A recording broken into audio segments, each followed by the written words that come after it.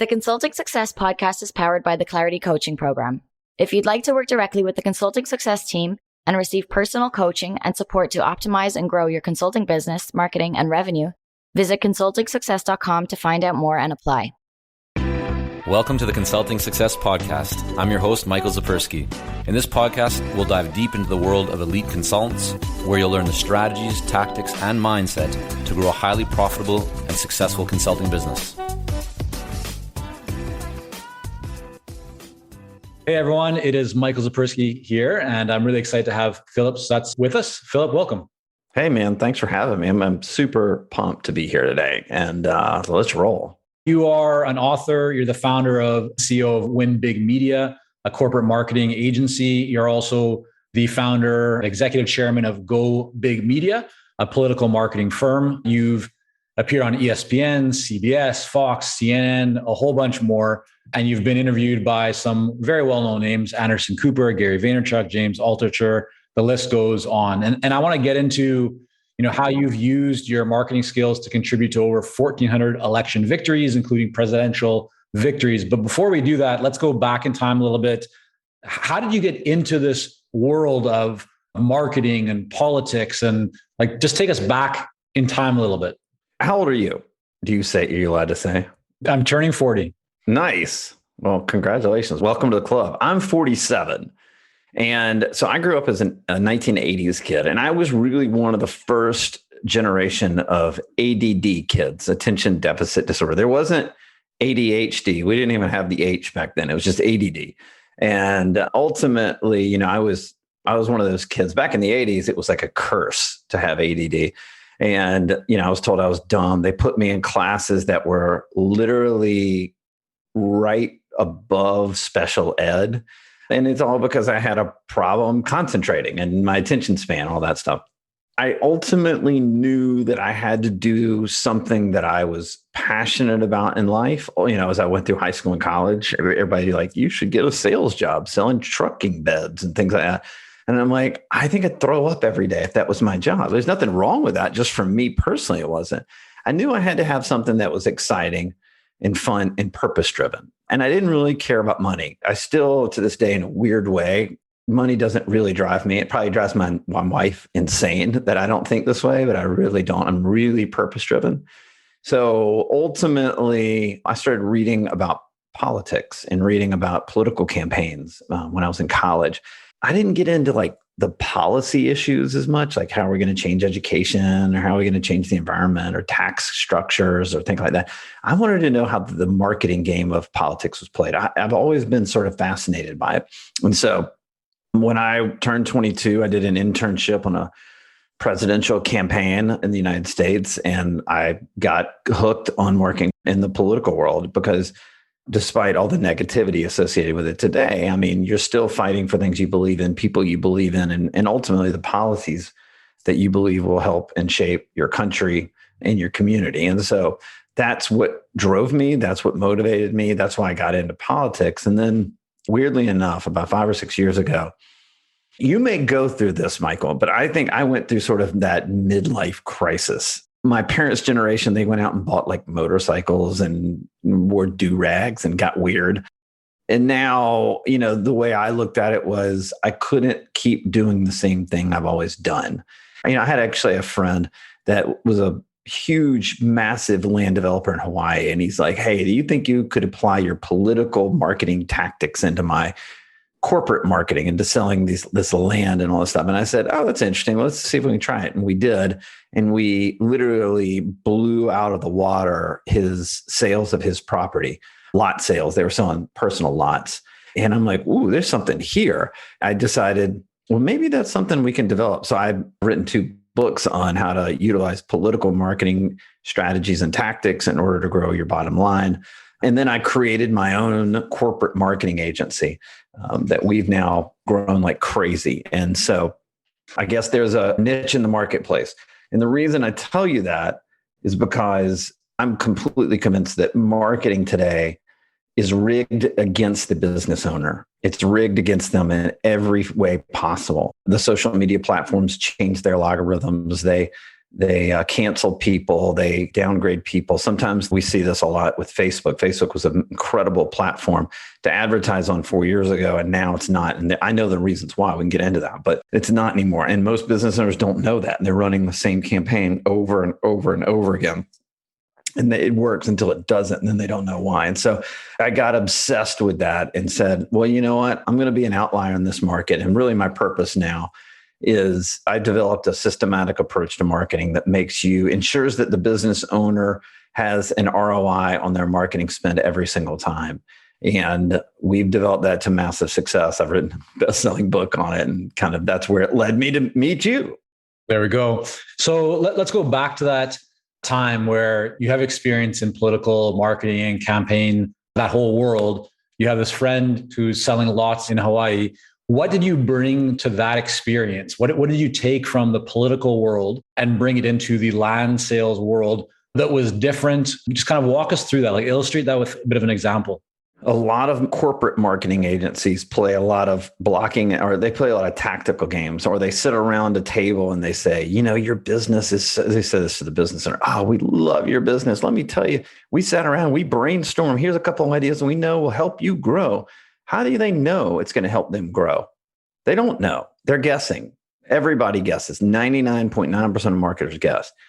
What I have in politics that I've now translated or transferred over to business in the marketing world is the ability to take the guesswork out of marketing. And how do we do that? So with this particular business owner, he had spent $50,000 in a marketing campaign, most of it going to the Wall Street Journal weekend edition, where in their hard copy paper, you list these developments in cool places like Hawaii and Alaska and all this stuff, right? And, Vancouver, you know what I'm talking about. And so marketing agency had told him to do that. Well, a marketing agency made a bunch of money off of $50,000 ad buy, and they got one lead into their business. So when I sat down with him, I said, well, hold on, who are you marketing to? And he said, well, the Wall Street Journal, people read that, they've got money. And I said, but that's going to go to people in New York. And he goes, yeah. I said, well, people in New York aren't buying property in Hawaii. I said, what is your market? And he's like, well, I assume it's probably people in Hawaii. There's a military base nearby, so maybe military families. They're people that have moved into these developments from the lower 49, and probably California and Arizona, because it's easy to get, that's where they vacation, when they go. And I said, well, why don't we look at that market and then devise a strategy to help you? And so we went in and did a deep dive into the customer markets, both military families in the area of Hawaii that they were selling land plots. But we also went in and looked at the marketplace and found that people that were buying properties in Hawaii were 55 and older, not younger. By the way, this Wall Street Journal ad, it could go to anybody. You just don't know. Well, it's 55 and older. They're thinking about retirement. They want to retire in Hawaii. And so we ended up finding that market, only marketing to those people. He told us, I've lost so much money, I'm only going to spend $5,000 on this campaign. We ended up getting him something like 723 leads. He ended up converting over 100 people bought lots, and the development sold out within 6 months. My point is this, Michael, I'm obsessed with customer data. And, that's probably the great pivot we could go to, but that's where I get really granular. And for the people listening right now, this is the secret sauce. If you want to know the way that you can take your clients or your business to the next level, wait until we talk about what's available out there on the data side.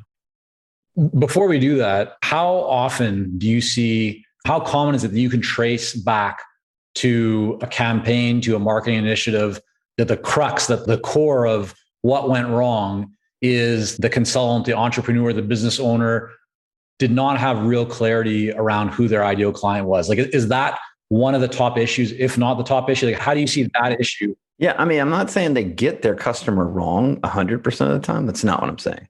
But all their problems derive from not understanding where their customers are, what they want to hear from that business, and then delivering on that. So you had this experience in the political world. You worked with this one kind of friend client in Hawaii land sales. You've created two companies, right? One company that focuses more on political kind of marketing, one that is more for business owners and marketing. Which one of those came first? Oh, the political. I've spent 26 years working on political campaigns. Really, I've spent 26 years reading the data of voters and then interpreting that for politicians. That's really all I do now is I interpret the customer data on the corporate side and build marketing campaigns for the business owner. I mean, it's literally just the same thing, just in different lanes. Does that make sense? And how did you go about landing your political clients when you were building that firm initially? Walk us through just your experience. Like if you look at your first few clients that really led to the growth of the business, where did they come from? How did you get those? That's $120,000 in 2015. I had no clients. Today, we've done over $55 million in business on the political side. We'll hit over $100 million in 2 years. And I've never spent $1 on advertising. If I lose more than I win, I'm never going to get hired. Everybody knows my record. All my competitors know my record in politics, and you better win, right? I think at this point, we just had elections in the United States and Virginia and New Jersey and some other places, and we ended up having 26 wins. So I've been a part of 1,433 election victories since 1996. I'm known to win. And then second is relationships. I've spent 26 years in a very insular industry, built great relationships. People know my reputation. So my reputation has helped build relationships. I've leveraged those relationships into referrals. So I call them the 3 R's. It's reputation, right? It's relationships and referrals. And then the referrals, I mean, I had built many referral mechanisms out of my company that have produced millions and millions of dollars of business. Consultants, like most business owners, are very guilty of being quite reactive when it comes to referrals. They love referrals. They want more of them, but they don't do anything to go out and actually generate them. For you, and when you're thinking about your own company or clients in the world of professional services, what's maybe 1 or 2 examples of something that you've done or you've seen people do that works really well to generate more referrals? The one that we did that was the biggest generator was we found a complementary industry that wasn't competitor, and they had much bigger and larger clients in our industry. And we went to them and we say, we have this service that you guys don't, and you don't want to build it within your company. You don't want to have to hire 20 people. You don't want to have to pay on insurance on them or unemployment or taxes. Just farm it out to us. And here's the thing, we'll split all the profits with you. No one in our business had ever done such a move. They never asked for referrals in the political marketing space. They're so selfish. Like, it's insane, right? So I said, well, if I'm just act unselfishly, I wonder if we can grow this thing really fast. That's been probably the number one growth we've had. Now, we don't utilize that referral system anymore with them because we grew out of them. We kind of offer the same services they do. We've changed and adapted the intent and purpose of our company. But that definitely launched us from 0 to millions early. There's this other company or organization that is offering something that you don't offer. Yeah, I'll go specifically if you want me to. I'd love to hear what you did. And who did you target? Was this the CEO or owner of the company, an executive director? Yeah, there was an ad agency that was much bigger. I mean, they've been around for 20 years. They had like we talked about a second ago, they had a great reputation. They had tons and tons and tons of clients, and people flocked to, they didn't have to do any business development. People just came to their agency. That they didn't offer, they shot TV ads. They didn't do digital ads. So I went to them and I said, I'm a digital ad guy, not a TV guy. So you can sell digital ads and we'll do all the work, and then we'll split the profits with you. And you don't have to hire anybody out. You just take free money. And they went, ooh, free money. Who doesn't like free money?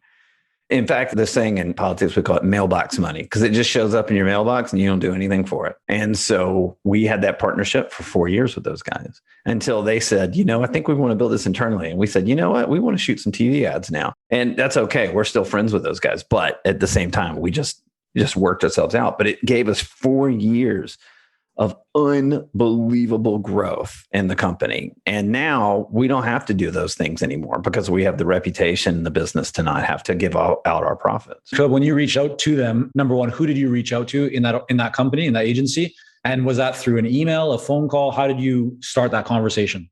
Yeah, I mean, we knew who they were and they knew who we were. I mean, we weren't unknowns in the industry. We just had started a new company, right? So it's a very small industry.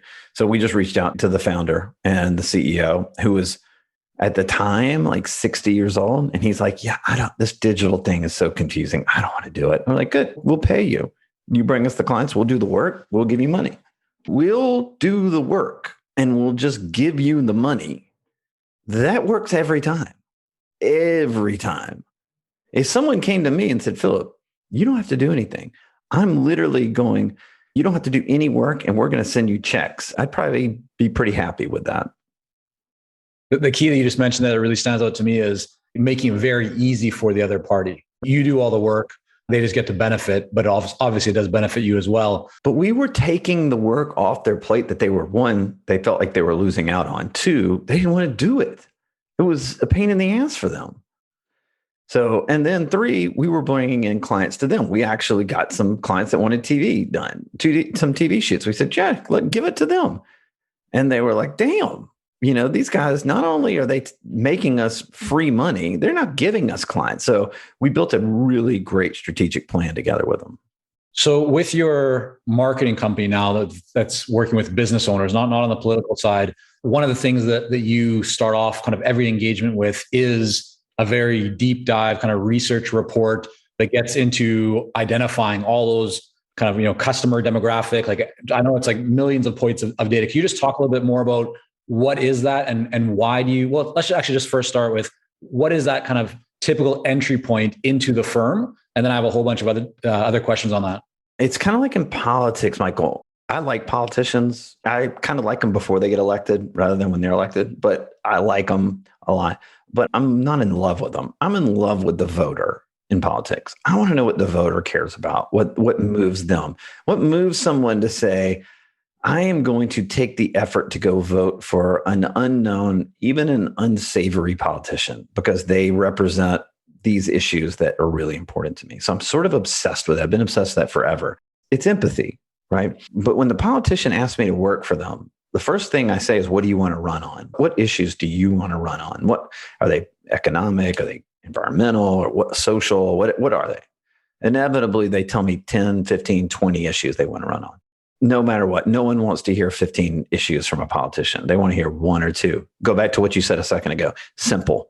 Keep it simple, right? So what we do in politics is we then go poll the voters in that state, that district, that, if it's a presidential campaign in the country, and we find out of the 15, 20, 25 issues that politician said they want to run on, which one resonates the most? Which one of those issues, if they knew this politician was going to run on that issue, he already believes in it. It's not something he doesn't believe in, but if they knew he was going to run on that issue, he could win the election.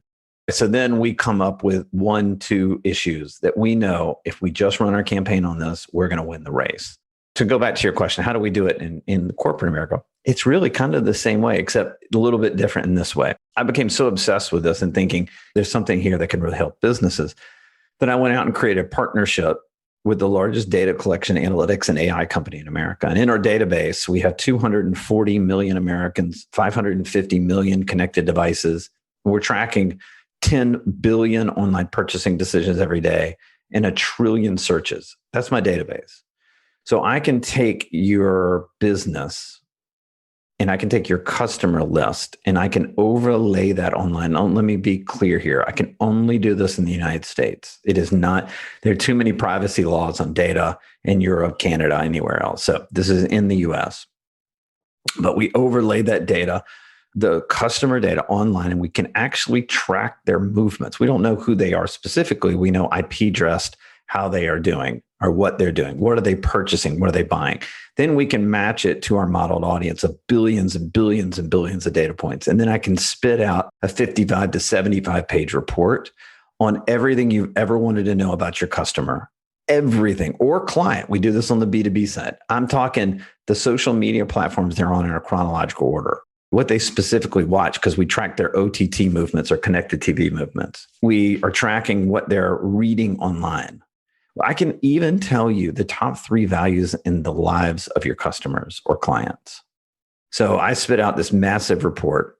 And from that point, and I can tell you why they make purchasing decisions. I can tell you the messages they want to receive from you, the business owner. I know everything about them. So my point is, my whole job as a marketer is to eliminate the risk of the business owner each step. So when a business owner says, hey, I want to run out and this marketing team says, we got to start with our brand first. I say, well, why?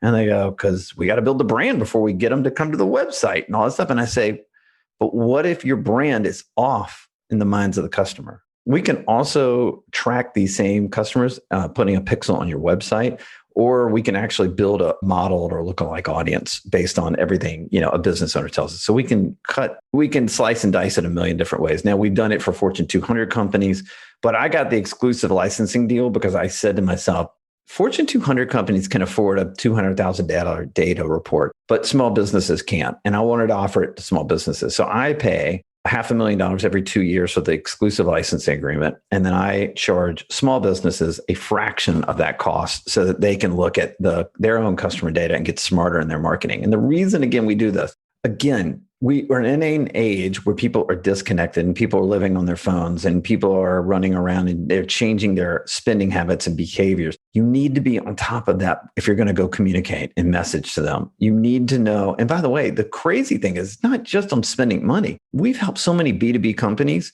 help with their sales process because now we know what the customer thinks. Can I give you an example? This is my favorite one too. This is fun. Okay. So we work with one of the largest title companies in the state of Florida. Okay. Title company, is when you go to close on your house, the title company sets up the closing and all that stuff, right? No one has ever bought a house and said, you know what? I wonder who our title company is. No, the customer is the real estate agent, because the real estate agent, and this has happened to me dozens of times, says, Phillip, you're buying this property, you're buying this house. The closing is at this title company on Wednesday. We'll see you there. I'm like, oh, okay. I just go because my real estate agent tells me. So we looked and we started working with them, and they were number 3 in the market and they wanted to be number 1. And so we ended up saying, well, give us all the real estate agents that you've worked with in the entire regions of Florida that you work in. And we overlaid that online and we tracked them. And we found out a lot of different things, but this is a fun story. So I'll tell you one thing we found that was pretty funny. We found out that 72% of the real estate agents owned dogs. They were buying dog food, buying dog toys, searching dog things. We knew that they owned dogs. If you knew as a business owner that 72% of your entire market likes something that wasn't offensive to the other 28%, that's a game changer. Like, it's just like me telling you, I can tell you the top values in the lives of your customers. That's just a game changer.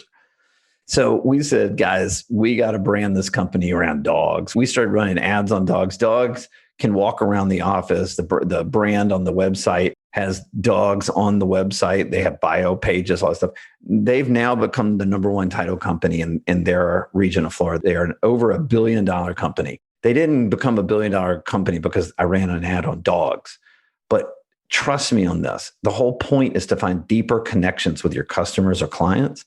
And when we look in the data, that's what we found. The sales teams now go out, and one of the first questions they have when they meet with a real estate agent is, oh, do you own a dog?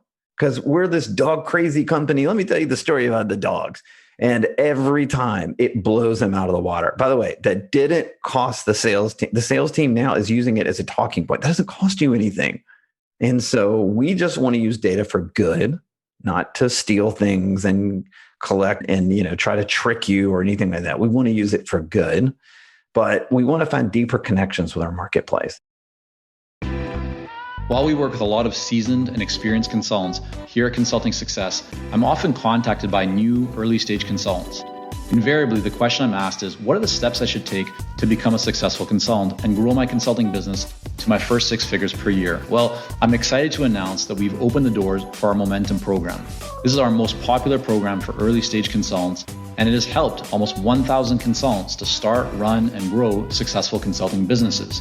It gives you the step-by-step plan to help you with your messaging, your fees, and pricing strategies, how to win more proposals, how to go to market more effectively, developing a marketing system to generate leads consistently, and so much more.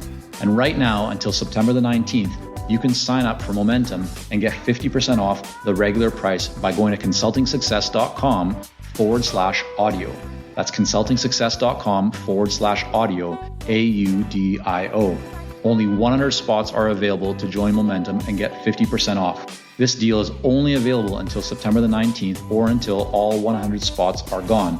we won't be opening up new spots in this program for several months. So don't wait. Go to consultingsuccess.com/audio. That's consultingsuccess.com/audio. AUDIO.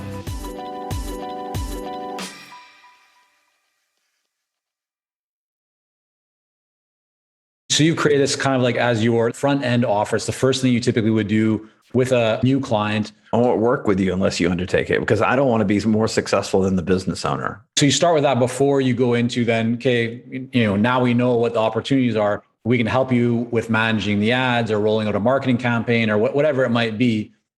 When you started thinking about this as an offering, how did you arrive at this kind of structure? And as opposed to it being a bigger engagement, an hourly thing, you've really kind of productized and packaged this. Did it always look like this or has it gone through? No. In fact, I got fired from a client and that's how it came out.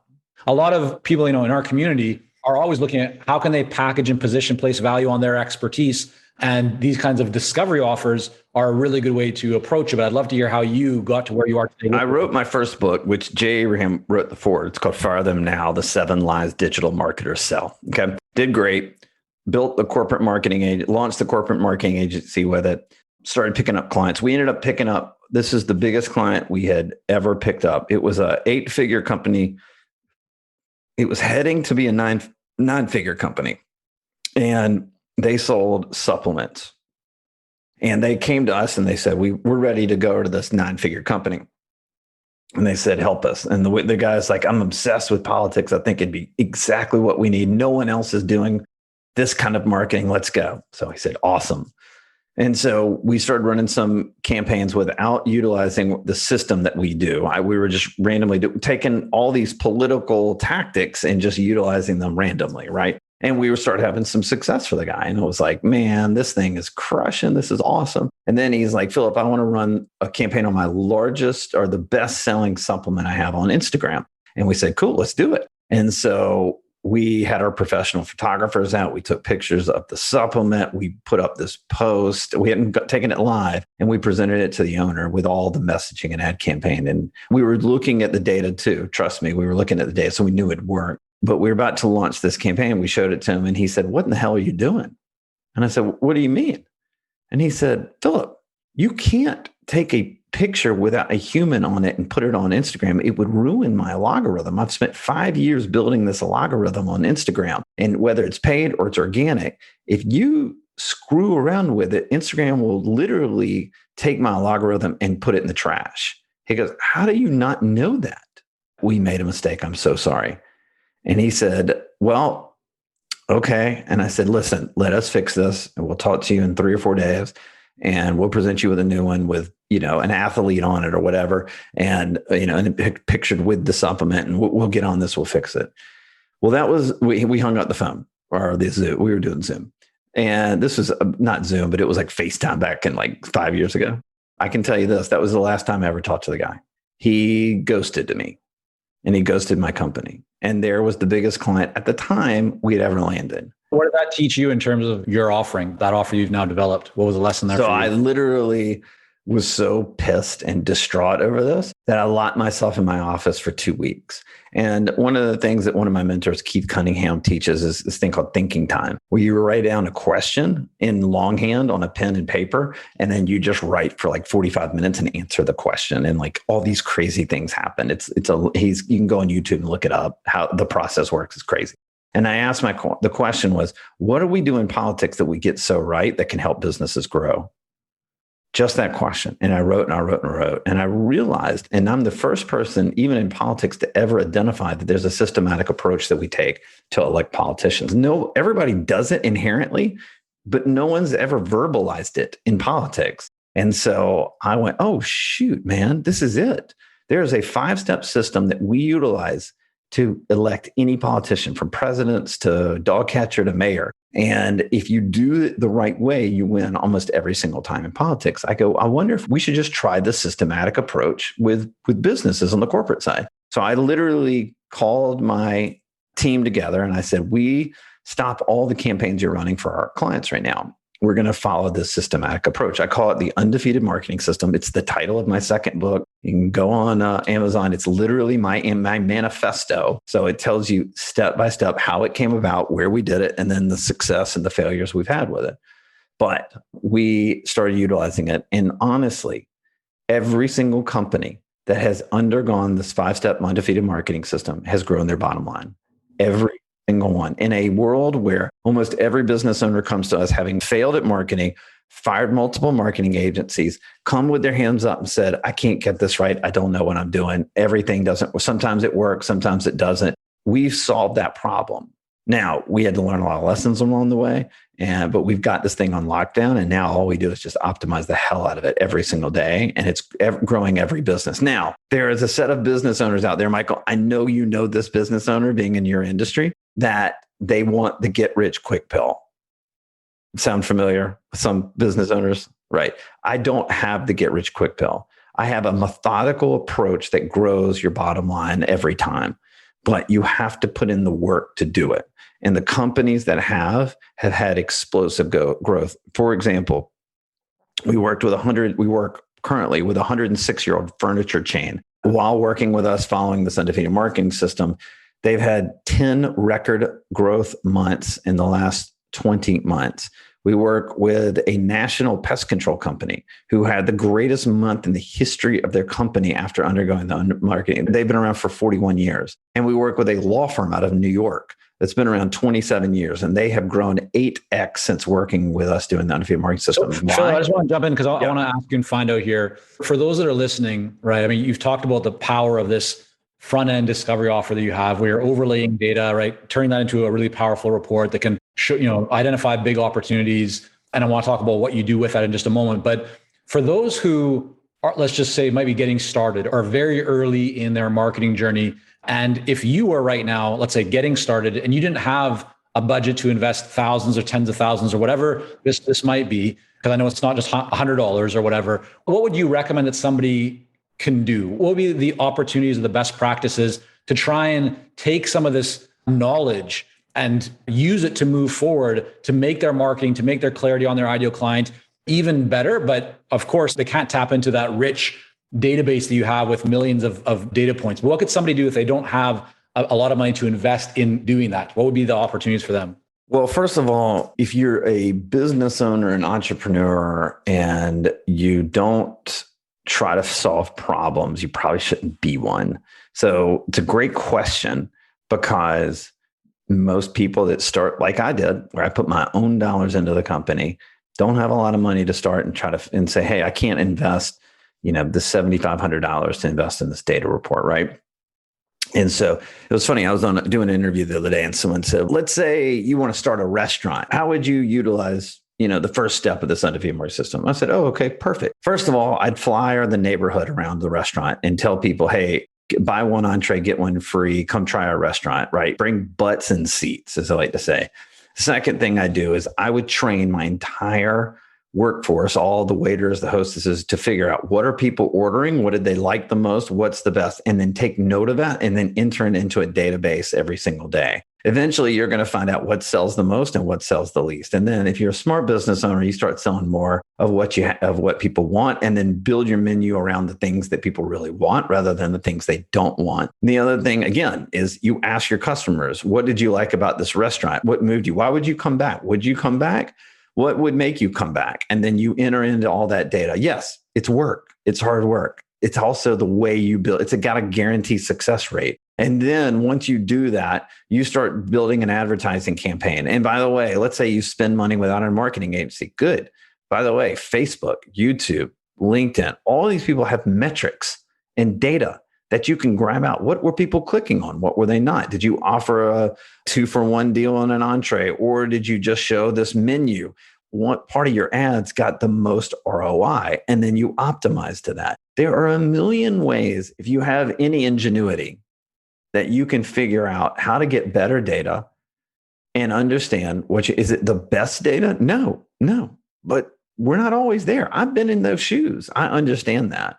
I think what you're saying here, and this is super valuable, is that earlier on, if you're not in the position to invest more upfront, it just means you're going to be doing more manual collection of data, more analysis manually.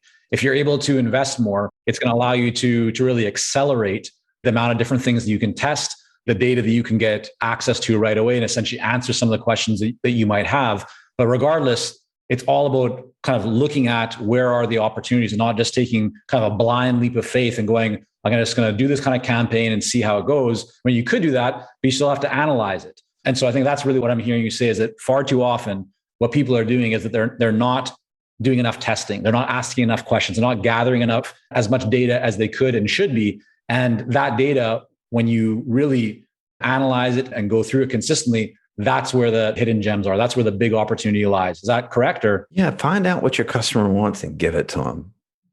And if you don't have money, then that's it on a bumper sticker. Phil, there's so much more that we can get into. Before we wrap up, I have a few more questions that I want to go over here, and then we'll make sure that we can direct people to where they can learn more about your books and your system and everything else that you're offering. You've accomplished a lot in your business. You've grown 2 businesses. You've written books. You're on media. I mean, clearly you are a high performer. When you look at your habits, what are 1 or 2 things that you find you do on a daily, consistent basis that really help you to perform at that high level? The way that it works for me is that I don't do things every single day in the same way. I would tell you, I'd be a contrarian in that answer. Some people need that. I have a very addictive quality. It's probably all part of my ADD, which is I have to be engaged in what I'm doing. And then once I get engaged, I go all in, and it's hard to pull out. It's hard to be married to that, right?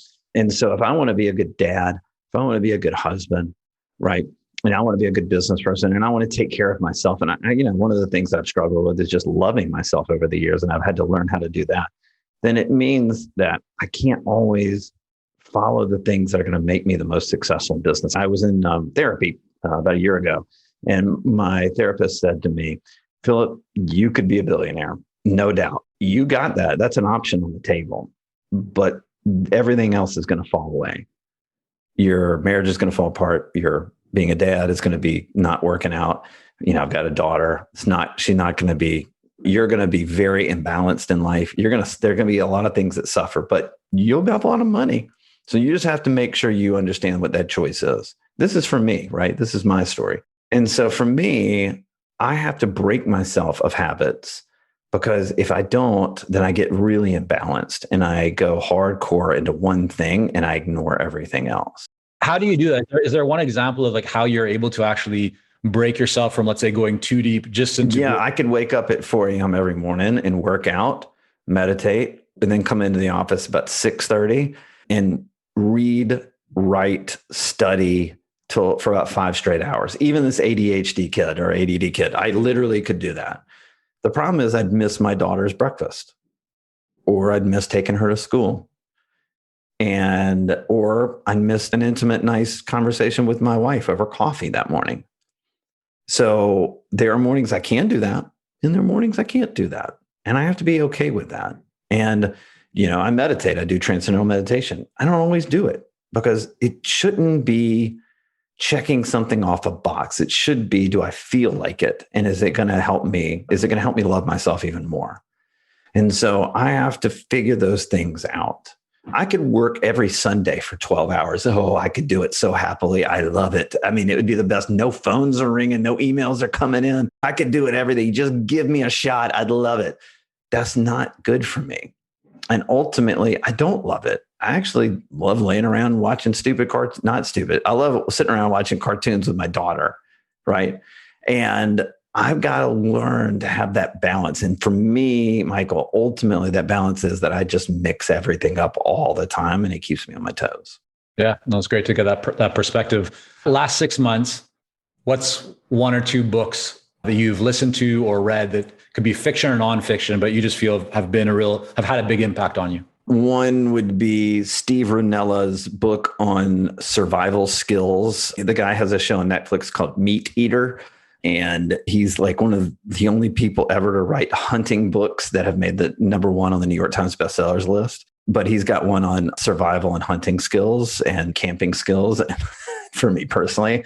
I'm like 100% into hunting right now. I'm doing things that are outdoors more. Again, loving myself more. These are the kind of things I really want to do. So that's been really good. And the book I'm reading right now that's just been a game changer is called The Gap and the Gain by Dan Sullivan and Ben Hardy. They wrote a book that changed my life about a year ago called Who, Not How.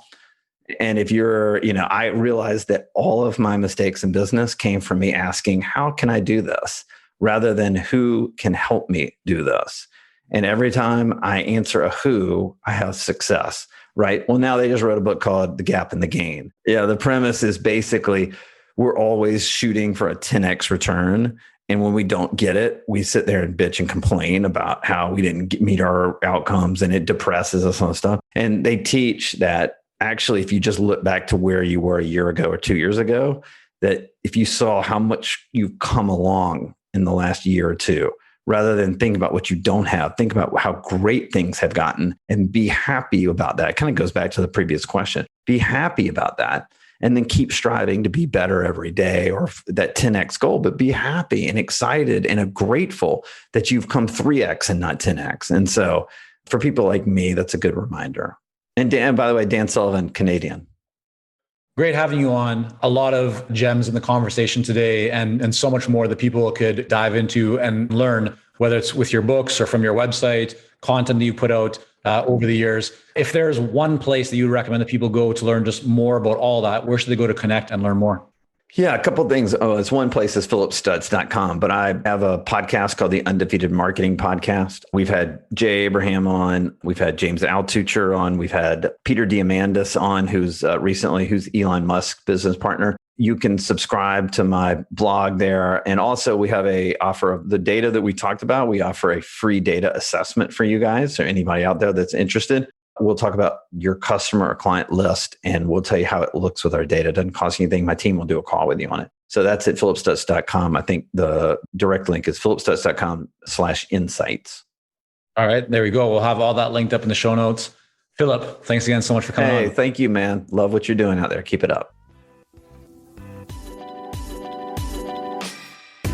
Thank you for joining us on this episode of the Consulting Success Podcast. For more episodes and to subscribe, rate, and leave a review, head on over to iTunes. And if you'd like to develop consistent lead flow and a highly profitable consulting business, learn more about our coaching programs at consultingsuccess.com.